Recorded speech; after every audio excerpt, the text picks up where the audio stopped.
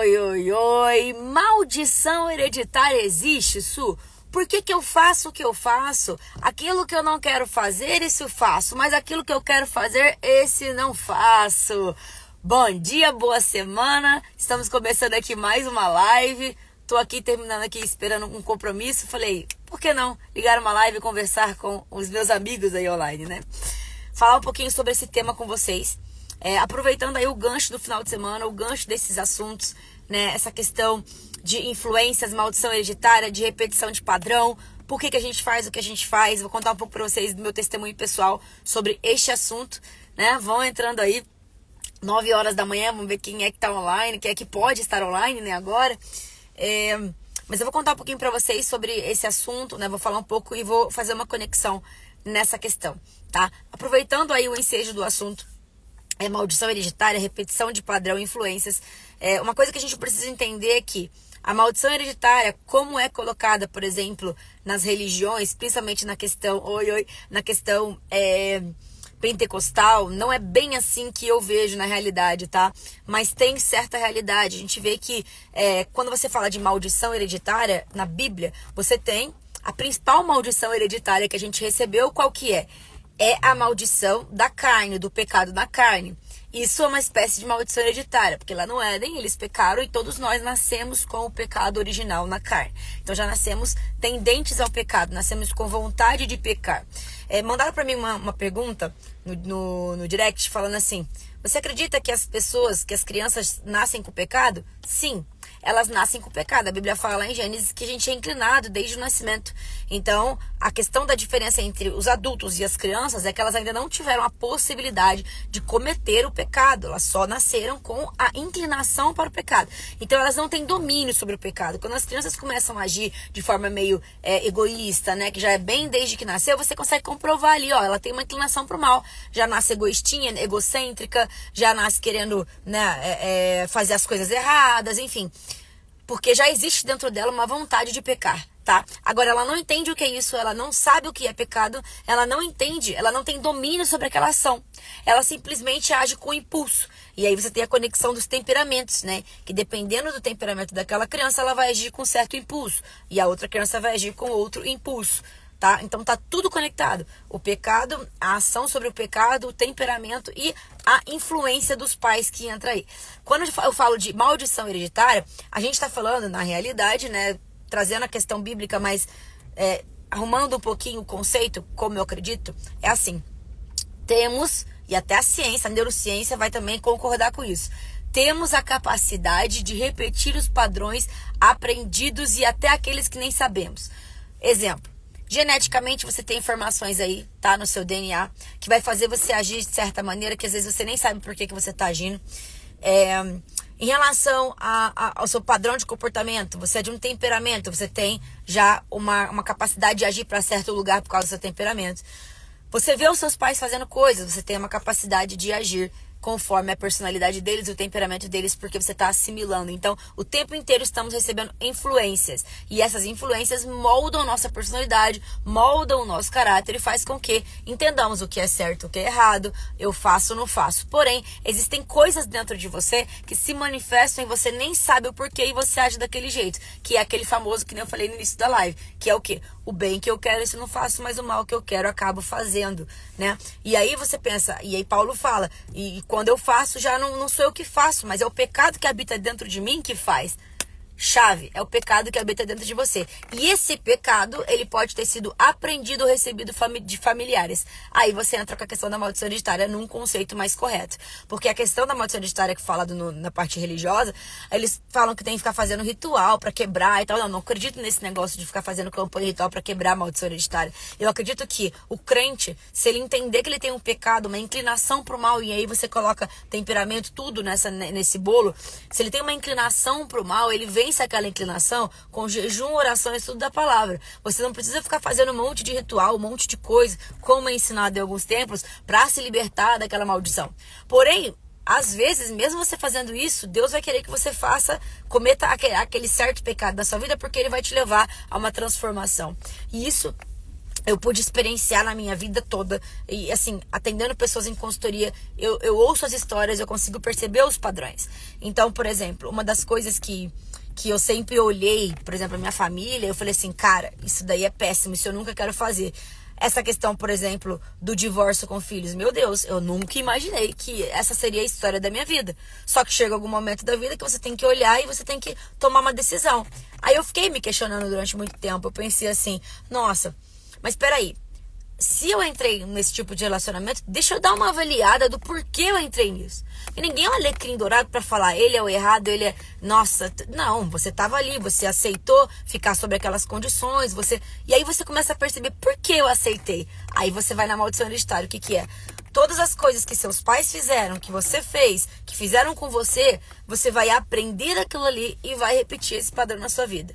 O padrão só acaba, só encerra quando você toma consciência dele, quando você pede perdão, se arrepende e entra no caminho do amadurecimento. Até você tomar consciência do que você está fazendo, entender que aquilo é danoso para a tua vida, os padrões ficam se repetindo. É por isso que você troca de um relacionamento, entra no outro, vai para o outro, vai para o outro, e vai repetindo até, assim, você muda a pessoa, mas você continua no mesmo erro. E pessoas que acabam entrando em relações, né, com narcisistas, com pessoas que são abusivas, são tóxicas, que recebem bem menos amor daquilo que deveria, né, que dão bem menos amor daquilo que deveriam, são pessoas que cresceram num lar disfuncional. E geralmente esse lar disfuncional tem gritos, brigas, dissensões, estresse, confusões, é cheio de problemas. Você nunca vai ver uma pessoa boa de cabeça com um lar desestruturado, não tem jeito. Aí o que acontece? Quando você vê que você está num lar desestruturado, que você criou um lar desestruturado por algum motivo, por exemplo, você se divorciou, sei lá, seu marido morreu, sua mulher saiu de casa, você foi traído, qualquer coisa ruim que tenha acontecido e você tem filhos, aí você precisa trabalhar dia a dia, incessantemente, na educação deles, na forma com que você vai guiar a partir daí. Porque já foi desfeito uma relação que não deveria ter sido desfeita daquela forma. Tá? Então, se você trabalhar nesses pontos, tem como solução, tem como resolver. Agora, a grande questão de tudo, de toda essa que você herda, é o quê? Você recebe isso quando você é pequeno, você não tem afeto, você tem às vezes uma ausência de figura paterna, ausência de figura materna, ou uma figura materna disfuncional, que briga, que em vez de te dar afeto, amor e carinho, não te dá. Você cresce primeiro, às vezes sem entender o que é amor. Se você não teve um pai ausente, você cresce sem entender o que é a figura paterna, sem entender a função do pai ali, ou a mesma coisa da mãe. Você deveria ter afeto, um monte de coisa, e ela se comporta completamente o contrário. Então você cresce aceitando aquele tipo de amor. Automaticamente, o que você faz? Quando você vai se relacionar com um homem, com alguém, você aceita qualquer tipo de relacionamento. Porque você tem medo de ficar sozinha, você tem medo sei lá, de acontecer alguma coisa, não tem ninguém ali, porque de fato você não tem sua base, seu pai e sua mãe ali que deveriam te entregar para o mundo, né? Então, até certa idade, até você casar, você tem que ter, sim, o seu pai e sua mãe segurando na sua mão, te ajudando no que você precisa. Quando você não tem isso, aí você se une com qualquer tipo de pessoa, porque você tem medo da solidão e tem medo de simplesmente não formar família, às vezes, né? Então você aceita qualquer tipo de amor, o que é um grande engano. Por quê? Porque daí você torna sua vida muito pior. Porque você já tem traumas do passado, você acumula mais traumas, porque agora você não entende o que é relacionamento, e aí você entra, acha que aquilo é relacionamento, quando você percebe que não é, já tá tudo feito a cagada, entendeu? Então, basicamente, quando você vai trabalhar o conceito de maldição hereditária, você tem que entender todo esse percurso. O seu comportamento, hoje, ele é baseado em muitas coisas que passaram para trás. Começa ali na primeira infância, mas, mito, começa já no ventre, né? Na genética da tua avó. Então, se tua avó sofreu, passou por problemas ali, que obviamente a grande maioria passou, tá na carga genética da tua mãe, que vai passar para você. Não é só na gestação. Se a mãe passa estresse na gestação, tu vai ter uma tendência maior a ser estressado, ansioso. Então, certas coisas, a origem não é aí, na tua vida, no agora, que você olha. É meu relacionamento, é meu filho, Quando você pensa assim, putz, eu virei mãe, minha vida virou um inferno. Não, na verdade, quando você virou mãe, você teve um contato intenso com o seu feminino, a energia feminina que está dentro de você, e ela está disfuncional. Porque lá atrás, a ideia do feminino em você não foi bem trabalhada. Então, quando você vira mãe, despertam-se vários gatilhos. Os gatilhos de que você foi filha uma vez, então você lembra da sua mãe. Os gatilhos de que agora você é mãe, ou seja, você se coloca no lugar da tua mãe e começa a se ver repetindo todos os padrões que ela repetiu em você que você disse que você nunca ia fazer. Você começa a entender a paternidade quando você tem um marido ali te ajudando ou não te ajudando. Então você se conecta com o teu pai. Então assim, tá tudo relacionado. Então não tem como você levar adiante um relacionamento desse jeito, né, uma vida funcional e dizer, tá tudo bem comigo. Não tá tudo bem. Na maioria das vezes não está tudo bem. Nenhum ser humano está 100%, principalmente desse jeito, né, vivendo uma vida assim.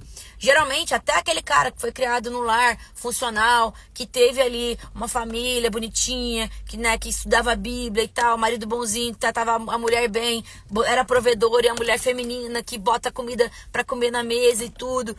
Mesmo essa família bonitinha, tradicional, vão trazer problemas naquele indivíduo, outros problemas, outros tipos de situação, bem menos em relação ao que eu tô falando aqui, mas vão trazer. Às vezes é uma família rígida demais, a pessoa vai crescer na doutrinação demais religiosa, e aí quando crescer vai ficar com raiva da igreja, né? Enfim, tem N coisas que eu poderia estar abordando aqui com vocês. A ideia é, olha pra dentro de você. Você não é o alecrim dourado. Você pensa que é. Só que quando você começa a olhar para o seu interior, você tem medo do que você vê. Quando você fizer uma análise humilde, que é o quê? Realista entre seus pontos positivos e seus pontos negativos, olhar para a sua vida e falar, cara, eu errei aqui, aqui eu acertei, você vai com certeza conseguir perceber o tanto de sombra que tem dentro de você. Tanto de coisa ruim que habita dentro de você. Porque esse é o ser humano, então nós estamos em constante evolução.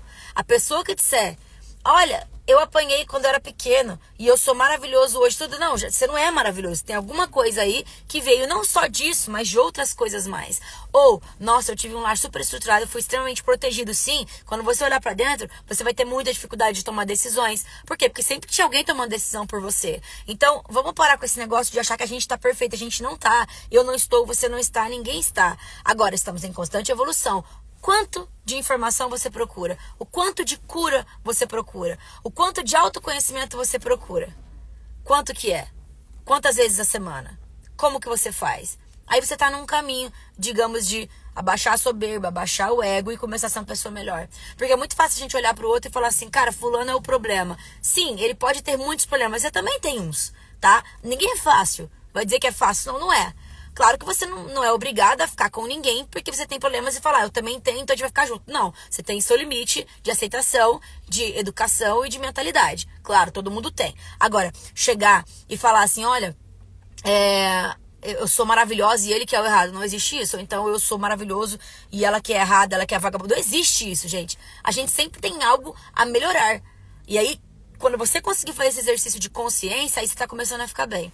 Uma outra coisa muito importante nessas questões é as polaridades, que eu sempre falo aqui pra vocês, do feminino e do masculino. Geralmente, quando você tá tendo uma mulher tendo uma atitude muito masculina, ela está na polaridade masculina, então a cabeça dela funciona como a cabeça de um homem. E muito interessante essa questão, porque eu tava reparando nos comentários, né, sempre quando eu faço essas análises e tal, mesmo que eu sou cancelada e tudo, é muito bom, porque eu recebo os depoimentos de vocês, eu consigo expandir minha mente, e aí sai um pouco só da minha visão da coisa. E eu percebi que a maioria das pessoas que se sentem às vezes gratos porque apanharam, coisas assim, são homens. E aí eu entendi muita coisa. Por quê? Porque a mente da mulher e do homem funciona diferente à agressão, à força física. Porque justamente o homem masculino é aquele que se usa da força física como eu posso dizer? É da força física pra admirar. Então, um homem masculino, ele vai admirar um cara forte, um cara de posição, um cara provedor, né? Até por isso que existem aquelas questões do cara de posição também atrai mulheres, por exemplo, o policial, o engenheiro, o médico, o advogado, pessoas que estão em posição de força, não só força física, mas de demonstração de força, exerce certa influência, né? Então, os homens, eles tendem a admirar pessoas que combatem eles. Então, por exemplo, um homem masculino, ele vai querer o quê? Ele vai querer ser masculino. Então, ele vai querer ser forte. Ele vai querer ser influente. Ele vai admirar isso. Então, mesmo que, vamos supor, ele leve uns tapas do pai dele, alguma coisa do pai, tá? Tem diferença entre a mãe aplicar e o pai. Do pai, pode ser que em algum momento da vida dele, se ele, dependendo do temperamento também, tá? Depende do temperamento da criança, ele cresça e fale assim, cara, eu precisei daquelas palmadas. Homens, tá? Homens. Pai masculino corrigindo homem masculino. A mãe, ela não foi feita para isso. A mãe é a parte do afeto, a mãe é a parte da compreensão, a mãe é a parte da sensibilidade. E qual é o grande problema disso? As polaridades estão invertidas nos casamentos. Então a mulher não faz, ela não executa a função que ela deveria executar, logo o homem também não executa. Então, na maioria dos lares disfuncionais, isso não funciona. Por isso que quando a pessoa aplica essa tal dessa correção, dessa palmada, não dá certo. Primeiro que a mulher é emocional, ela tende muito mais a se estressar, a se exacerbar, a fazer as coisas no impulso. E se ela chegou num ponto de ter que bater numa criança, é porque ela já está num nível assim de estresse lá em cima e a criança não está obedecendo ela. O homem já não. O homem, ele tem essa capacidade dessa questão da correção muito diferente. Ele, se for um homem, ok, equilibrado, né? Bom, se for um homem equilibrado e bom, tranquilo. A questão é que hoje está em falta gente equilibrada, né? Então, as pessoas estão querendo se colocar no lugar de Deus. Tipo assim, se Deus aplica uma correção, se Deus aplica o juízo, eu também tenho que fazer. Peraí, gente, peraí. Deus é Deus. Tu é um injusto que depende da salvação, da graça. Como é que tu acha que tá julgando alguma coisa com justiça? Então é muito cuidado nessa hora. Por isso que eu falo desse assunto, que é um assunto muito sensível. Porque as coisas precisam estar nos seus devidos lugares e alinhadas para que tudo isso colabore, né? Uma menina apanhar igual um menino não funciona assim. Ela vai ficar com raiva, dependendo do temperamento dela, ela vai assimilar isso, ela não vai confiar na mãe, ela não vai ter o afeto, ela não vai contar as coisas pra mãe, ela vai tender a guardar e internacionalizar tudo. Ficar com muito ódio da mãe, porque ela vai duelar com a energia feminina, tá? Um homem que apanha da mãe vai se sentir um banana, né? Por quê? Porque ele vai falar, nossa, a mulher tá me batendo.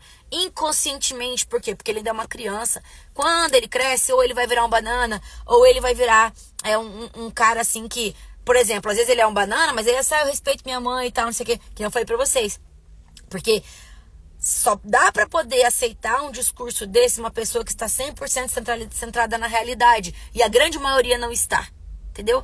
As polaridades estão invertidas. Os homens estão bananas, as mulheres estão exaustas, estressadas. Os homens, em sua grande maioria, usam da força porque não conseguem argumentar. E tá tudo bagunçado. Mas por quê? Porque o cérebro feminino funciona diferente do cérebro masculino. Então, além da questão religiosidade, temos a questão de heranças genéticas, heranças, maldições que recebemos. Temos a questão das personalidades e temperamentos.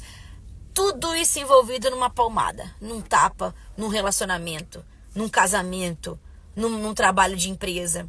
Por que, por exemplo, numa empresa, isso funciona? No chefe não tá batendo em você para conseguir o que quer. Porque uma empresa é baseada em contrato, é baseada em eu preciso do trabalho, então eu tenho que ficar calado. O que é isso? Está reconhecendo a autoridade, né? Então, numa empresa você tem lá o chefe, o funcionário. E quem não consegue reconhecer essa autoridade, quem tem problema de hierarquia, não fica numa empresa. Não fica, tá? E por que a hierarquia familiar não está sendo respeitada? Porque os papéis e as funções não estão estabelecidas. Se os papéis e as funções de cada indivíduo, mãe, pai, enfim, tudo tiver no seu devido lugar, que a grande maioria não está, você tem respeito sem precisar de agressão. Agora, quando não se tem, você desperta o seu lado primitivo da coisa. E aí sim, os homens vão na base da força e as mulheres do estresse, do grito, enfim, da emoção, tá? Por quê? Porque tá no lado primitivo. Existe dentro de você o lado feminino e masculino.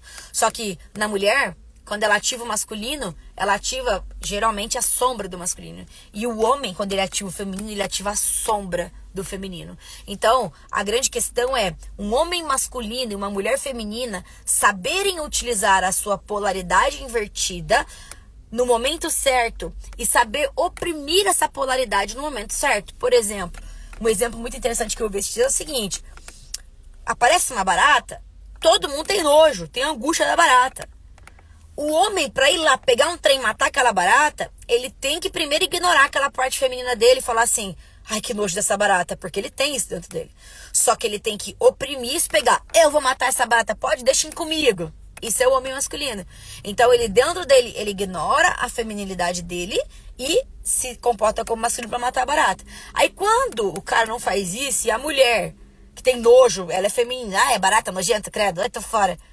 Ela tem que chegar e tem que, eu vou matar essa barata, ela tem que puxar a essência masculina dela e falar: já que ninguém faz nada, eu vou matar essa barata. E ela vai lá e mata a barata, entendeu? Então, isso é pra tudo na vida. Uma mulher que está numa posição de descer o cacete nos filhos, de bater, de palmada, de qualquer coisa, está faltando uma figura masculina naquele lar. Porque se tivesse todo mundo na sua função, não teria disfunção. E uma criança que não obedece, seja qual for o temperamento, ela está sendo educada da pior forma.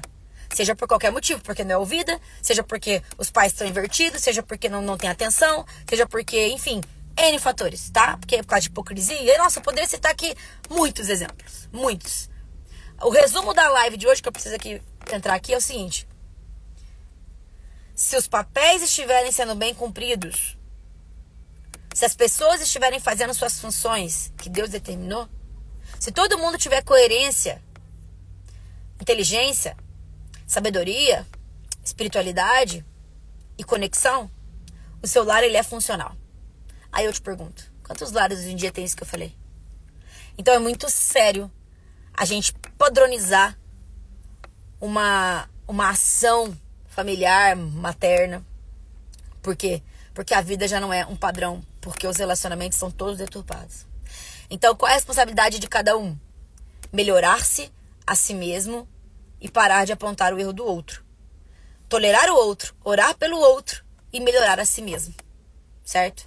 Esse é o resumo da nossa meditação de hoje, tá bom? Ó, um beijo, vou deixar salvo esse aqui pra vocês assistirem mais tarde, tá?